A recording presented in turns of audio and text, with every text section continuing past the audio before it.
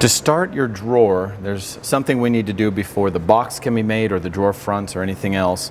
And that is we need to fill this area here. There's a big lip here that's about 3/4 of an inch or so. But we need to put a strip of wood here so that it fills the area. So whether you're building a box that has a glide or a wood-on-wood glide, it still needs to be filled so the drawer doesn't shift left and right. Now normally you'd have to do that on both sides. But because I have this side flush already, I planned ahead for that, I don't need to. But if you have overhang like this on both sides, you have to do fillers on both sides. The measurements are pretty simple. I just do 2 inches tall, that's a width, 2 inches wide, and then whatever it is from here to there minus about 1/2 inch. It just needs to fit in there. It doesn't need to go all the way back. It needs to be able to glue onto this style and this style. I do not glue on the panel, not with these. And for the other side, if it's plywood, it's the same measurement, but we're going to glue the whole thing on and you don't have to skip anything because it's plywood. Here are the 4 pieces that I made. They're just more poplar, but honestly you can make them out of any wood you want because nobody sees them. They are 2 inches wide and about 16.5 long, but this is mine, whatever your measurements are. They're fairly straight, flat I mean.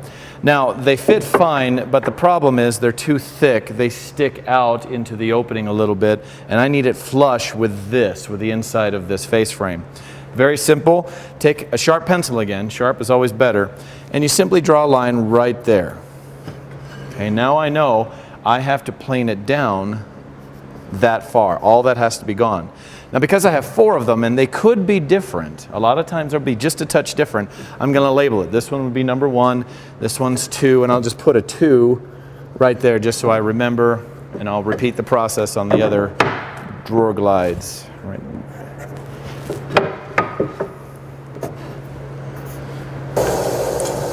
Set the planer and run each piece through, remembering that the line you drew needs to face up. You can only plane one side on this.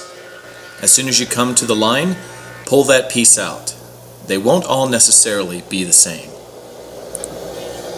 To glue each piece in, put glue only on the front and the back so that it's gluing onto the 2 stiles on the front and back. You don't want any glue in the panel. Then take the nail gun and simply put a nail in the front and in the back where you glued.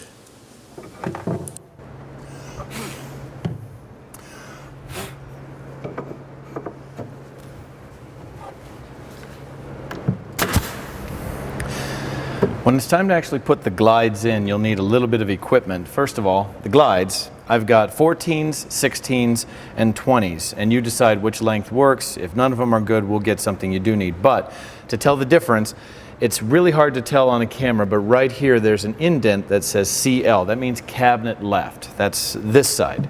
CR, of course, would be cabinet right over here. So they go in like that. Cabinet left, left side. And I want the front of this glide either flush or a little bit behind the front of the face frame. A lot of people get confused and put it back here behind the face frame.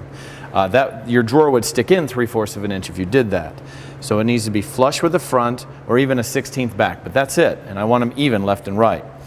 Now because these glides, if I lay it here, they actually slant downhill slightly, I need it to be straight. I need a spacer underneath, and I have all these little spacer boards, a whole bunch of them. It's just a piece of 1/4 inch melamine. Put it underneath to hold it flat. At the end here, it does ramp down so that the drawer will actually shut itself as it gets to the end of the run. So we put our spacer in there, put that on top, and we can screw it in here and in the back. 2 is usually enough, 3 screws are fine, but make sure that you're using these really tiny flathead screws. You don't want those really big beefy ones or the head will get in the way. The other thing to remember is if you're using an impact driver, that's okay, but you need to be very gentle. This is not an impact, this is a regular drill. Put it on low speed, number 1, and screw it in. I tend to do the second hole, but honestly any of them are fine. Just center it as best you can.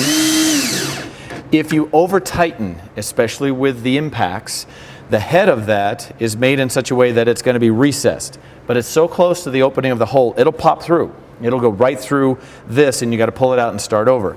So be careful. As soon as it's snug, you're done. So there's one. The second one's a little bit more awkward, but kind of go up inside and pick one of the holes. It doesn't matter. Get that snug, and then remove your spacer and move on to all the rest.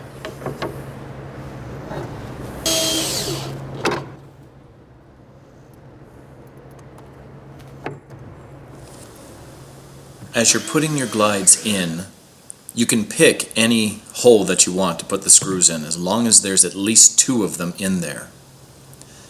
If you put a screw in and it raises or lowers the glide too much, pick a different hole. The glide needs to be as straight as possible. Don't forget the spacer on the bottom to hold it straight, and remove it when you're finished.